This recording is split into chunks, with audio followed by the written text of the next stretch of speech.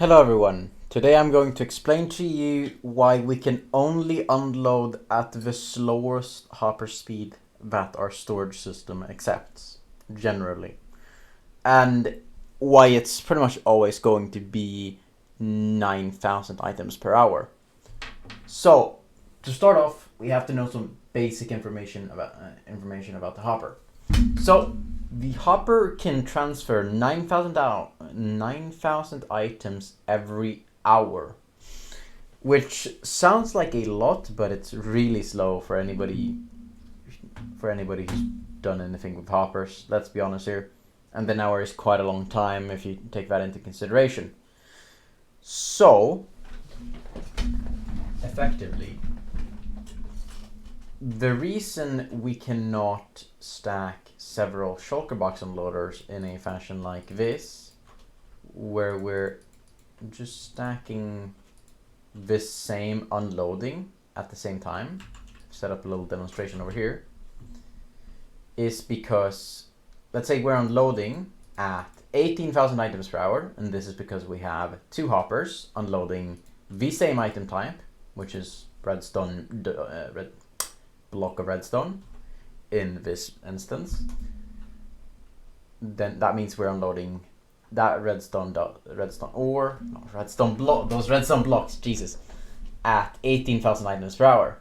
However, over in our sorting system, we only have 9,000 items per hour that we're able to input into the system.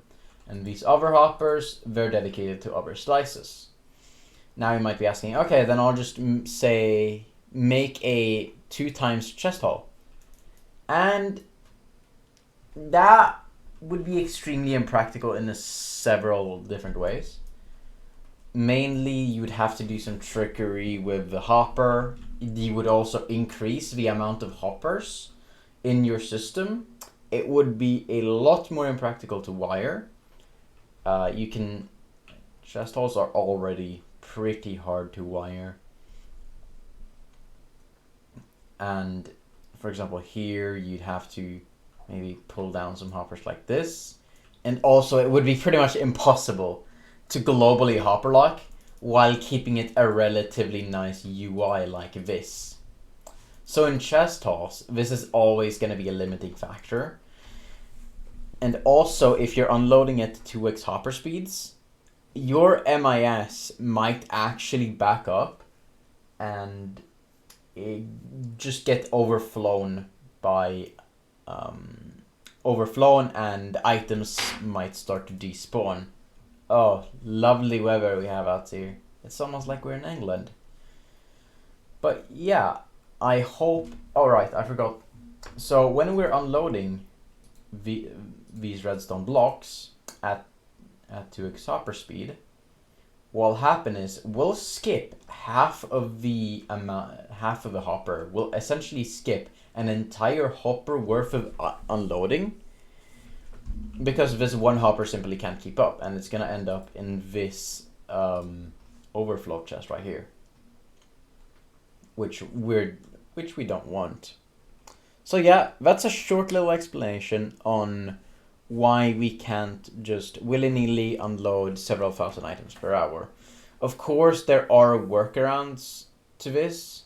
I mean, several thousand items per hour of the same item type. There are workarounds to this, and there is a thing called parallelization, where effectively we can't unload redstone blocks, but we can unload note blocks at the same time. So let's just set this up real quick. So at the same time, we're unloading note blocks, and that has no interference with this filter. But also because we have a filter for activator rails, we can unload that without any issue. So effectively, as long as we're unloading at a 1x hopper speed, and we're unloading different items, we will not run into an issue. The issue starts to arise when there are more items in the system than one hopper can handle.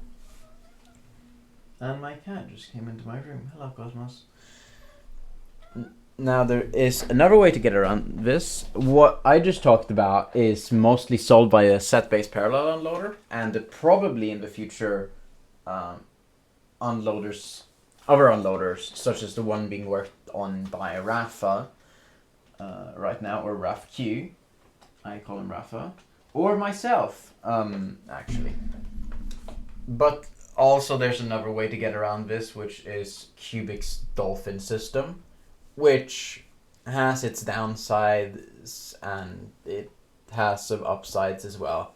I'm not going to go too deep into it. I just kind of want to give you an overview of just the basics of this. So thank you very much for watching. I hope you had a good viewing experience. And I hope I can speak English in the next video. Goodbye.